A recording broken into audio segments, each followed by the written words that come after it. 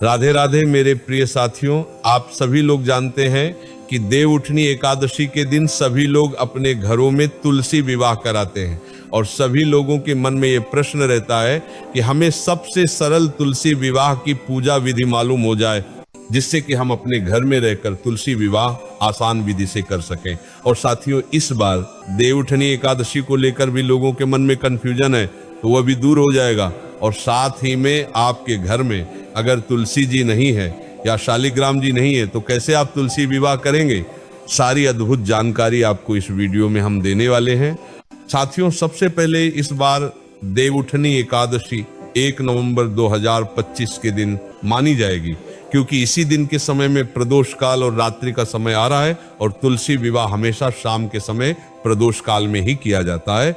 वैसे तुलसी विवाह देवउठनी एकादशी से कार्तिक की पूर्णिमा के दिन में कभी भी किया जा सकता है, पर देवउठानी एकादशी का दिन ही तुलसी विवाह के लिए सर्वश्रेष्ठ माना जाता है। और इस बार ये एकादशी 1 नवंबर और 2 नवंबर 2 दिन की बताई जा रही है। और साथियों, 2 नवंबर को रविवार का दिन है, जिस दिन तुलसी जी को छुआ नहीं जाता है, तो इसलिए सभी तरह से 1 नवंबर के दिन ही देवउठनी एकादशी माननी सही रहेगी। तो आप जिस भी दिन एकादशी मान रहे हो, आप उस दिन ये तुलसी विवाह अवश्य करें। साथियों, तुलसी विवाह हमेशा शाम के समय प्रदोष काल में या रात्रि के समय ही किया जाता है और इस दिन विशेष रूप से गन्ने भी खरीद कर लाए जाते हैं। साथियों, तुलसी विवाह कराने के लिए सबसे पहले आपके घर में तुलसी जी होना जरूरी है। तुलसी जी नहीं है तो आप तुलसी जी का एक पौधा खरीद कर लेकर आए या नया पौधा लगा ले। और इसी के साथ में शालिग्राम जी का भी होना बहुत ही आवश्यक है, इसलिए ये शालिग्राम जी आप मंदिर से या किसी के घर से भी ला सकते हैं और आप अपने खुद के शालिग्राम भी खरीद कर ला सकते हैं। पर अगर शालिग्राम दूसरे के होंगे तो तुलसी विवाह के बाद आपकी तुलसी जी और शालिग्राम जी उन्हीं के घर चले जाएंगे जिनके शालिग्राम जी थे।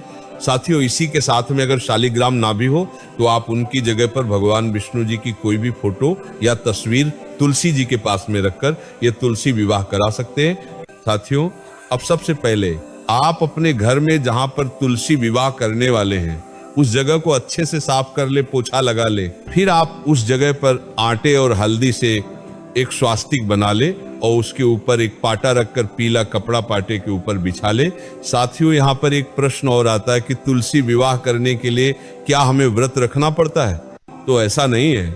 आप व्रत रखें वह भी अच्छा है और ना रखें वह भी अच्छा है। आप दोनों स्थिति में तुलसी विवाह कर सकते हैं। बस तुलसी विवाह वाले दिन शुद्ध और सात्विक भोजन और शुद्धता का ध्यान रखना जरूरी है। इसके बाद साथियों, तुलसी विवाह से पहले देव उठाए जाते हैं, उसके बाद ही तुलसी विवाह किया जाता है। इस बात का ध्यान रखें।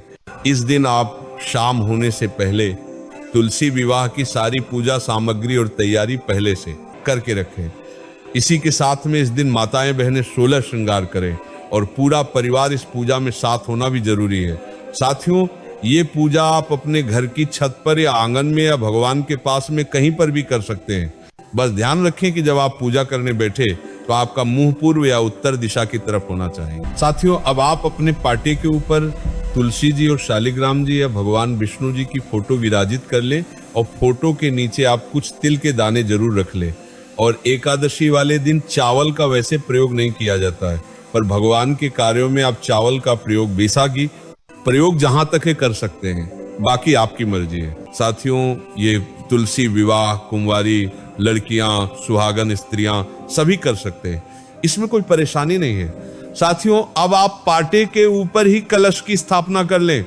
कलश भगवान के सीधे हाथ की तरफ होगा और कलश में गंगा जल और नॉर्मल जल भरकर उसके अंदर एक सुपारी और सिक्का, चंदन, हल्दी की गांठ और सफेद तिल और फूल डालकर ऊपर से आम के पत्ते सजा दें। अब आप एक पानी वाला नारियल लेकर उसका तिलक करके मौली लपेटकर इसे भी कलश के ऊपर रख दीजिए। साथियों, इसके बाद में आपको गन्ने की झोपड़ी भी जरूर बननी चाहिए। साथियों, इसके बाद में आप तिल का आसन देकर गणेश जी की भी स्थापना करें, क्योंकि हर काम की शुरुआत में गणेश जी जरूर स्थापित किए जाते हैं। अब आप तिल का आसन देकर एक लंबी बत्ती का दीपक भी जला लीजिए। साथियों, आप सबसे पहले हम एक लोटे में शुद्ध जल लेकर फूल से सभी भगवानों पर स्नान भाव से थोड़ा जल छिड़केंगे। अब आप वस्त्र स्वरूप भगवान गणेश जी को कलावा या मौली समर्पित करें। भगवान विष्णु जी को आप पीले रंग की कोई चुनरी या कपड़ा वस्त्र स्वरूप समर्पित करें। अब आप अपने सीधे हाथ की हथेली में एक पीला फूल, थोड़े से तिल के दाने और एक सिक्का लेकर भगवान का आवाहन करें और उनसे प्रार्थना करें कि आज हम आपका तुलसी विवाह करने जा रहे हैं, हमसे कोई गलती हो तो उसके लिए आप हमें क्षमा करें। अब आप सभी भगवान को रौली, कुंकु, हल्दी, चंदन से तिलक करें और सभी भगवानों को थोड़े थोड़ी तिल चढ़ाएं। फिर भगवान विष्णु जी या शालिग्राम जी और गणेश जी को जाने समर्पित करें। अब आप सभी भगवानों को एक एक फूल समर्पित करें। अब आप तुलसी जी को चूड़ी, बिंदी, हल्दी, मेहंदी लगा दे और चुनरी ऊपर से उठा दें और अलग से श्रृंगार की सामग्री तुलसी जी के पास में रख दें।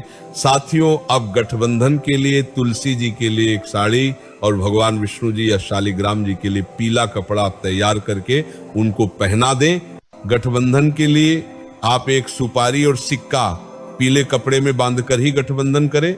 अब आप माता की चुनरी और विष्णु जी या शालिग्राम जी के पीले कपड़े को एक दूसरे से बांधकर गठबंधन करें। अब आप भगवान विष्णु जी को केले का भोग जरूर लगाएं और इस पूजा में सिंघाड़े का भोग भी लगाया जाता है। साथियों, अब आप कुछ मिठाई का भोग भी भगवान को लगाएं और बताशे का भोग भी जरूर लगाएं। भगवान विष्णु जी को जो भी आप भोग लगाएं उसमें तुलसी जी डालकर ही भोग लगाएं। अब हम भगवान की जयमाला करेंगे। इसके लिए आप 2 फूल की माला पहले से तैयार रखें।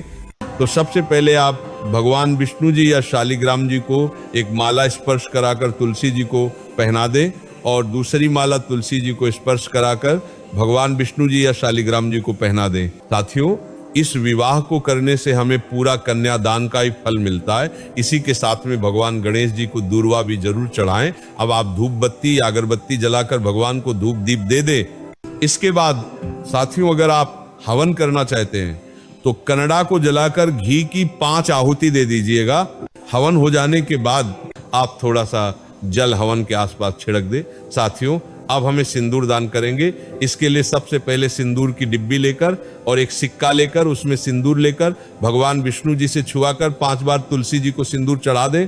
साथियों, अब फेरी करने होते हैं, जिसके लिए घर के कोई बड़े पुरुष विष्णु जी या शालिग्राम जी को ले लेते हैं और घर की बड़ी स्त्री तुलसी जी को उठाकर फेरे कराती है। पहले 4 फेरे में तुलसी जी आगे रहेंगी और बाकी 3 फेरे में भगवान विष्णु जी या शालिग्राम जी आगे रहेंगे। आप चाहे तो अपने हाथ में नारियल लेकर भगवान विष्णु और तुलसी जी के ऊपर से 7 बार नारियल घूमकर भी मन भावन से फेरे कर सकते हैं या फूल से भी ये फेरे कर सकते हैं। अगर आप तुलसी जी और शालिग्राम जी को उठाकर फेरे करा रहे हैं तो तुलसी जी का स्थान भगवान विष्णु जी का हो जाएगा और भगवान विष्णु जी का स्थान तुलसी जी का हो जाएगा। तुलसी जी का आपको साथियों, अब आप मंगल सूत्र लेकर भगवान विष्णु जी को छुआकर वह तुलसी जी को पहना देंगे। अब आप कुछ दक्षिणा या पैसे पूजा में याद से चढ़ा दें, क्योंकि इससे हमारी पूजा में रही कमियां दूर हो जाती हैं। साथियों, अब आपको हाथ जोड़कर प्रार्थना कर लेना है। साथियों, इसके बाद में तुलसी जी का खोइचा जरूर भरिएगा। इससे आपके घर में कभी दरिद्रता नहीं आती है। खोइचा भरने के लिए सबसे पहले आप चुनरी लेकर उसमें बताशी और पोहा 5 बार हाथ में लेकर चुनरी में रखना है और आप चाहे तो इसकी जगह मिठाई, ड्राई फ्रूट्स वगैरह भी ले सकते हैं। इसके बाद इसमें दूर्वा, हल्दी की गांठ और कुछ पैसे इसमें रखकर इसको पोटली की तरह बांध दें और माता तुलसी जी को छुआकर वहीं पर पास में रखें। साथियों, इसके बाद में तुलसी जी और शालिग्राम जी के विवाह की कथा भी इस दिन आप जरूर सुने। कथा सुनते समय हाथ में फूल और तिल जरूर लें। अब आप आरती के लिए कपूर जला ले या अलग से दीपक जलाकर भगवान विष्णु जी और माता तुलसी जी की आरती करें। आरती हो जाने के बाद भगवान के ऊपर से 3 बार जल फेर दें, मतलब जल छिड़क दें। अपने घर के सभी सदस्यों को आरती दें। साथियों, अब हम लोग यहाँ पर कन्यादान करते हैं, जिसके लिए हम कुछ नई चीज तुलसी जी को देते हैं, जिसके लिए आप कुछ नए बर्तन दे सकते हैं और बर्तन खाली ना दें, उसमें कुछ ड्राई फ्रूट्स रखकर ही दें। इसके अलावा साड़ी, कपड़े वगैरह भी आप दे सकते हैं।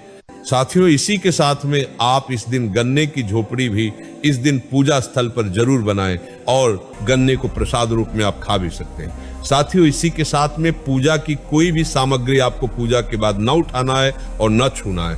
पूरी रात भर वहीं पर रखे रहने देना है। साथियों, इन सभी चीजों को हमें अगले दिन ही सुबह उठना है और कुछ चीजों का विसर्जन करना है, कुछ पंडित जी को दान करना है। जैसे सुहाग की सामग्री जो चढ़ाई है उसमें से कोई एक चीज आप अपने लिए रख ले और बाकी सब पंडितायन या जरूरतमंद को दान कर सकते हैं। अगले दिन सुबह स्नान करके विष्णु जी की फोटो को उनके स्थान पर रख दे और तुलसी जी को भी उनके स्थान पर उठाकर रख दे। बाकी साथियों फूल विसर्जन कर दे और मिठाई वगैरह गाय को खिला दे और यहाँ पर हमारा तुलसी विवाह पूरा हो जाता है। और इस तुलसी विवाह में जो भी आप दान करते हैं उसका आपको कई गुना फल मिलता है। साथियों अब हम आशा करते हैं कि आपको तुलसी विवाह कैसे करना है, कब करना है और किस दिन करना है सारी जानकारी मिल गई होगी। पर अभी भी अगर आपके मन में कोई प्रश्न है तो वो हमसे कमेंट करके पूछ सकते हैं। और आप हमारी ये वीडियो कहाँ से देख रहे हैं और आप अपने घर में तुलसी विवाह करते हैं या नहीं, कमेंट में जरूर बताएं। राधे राधे मेरे प्रिय साथियों।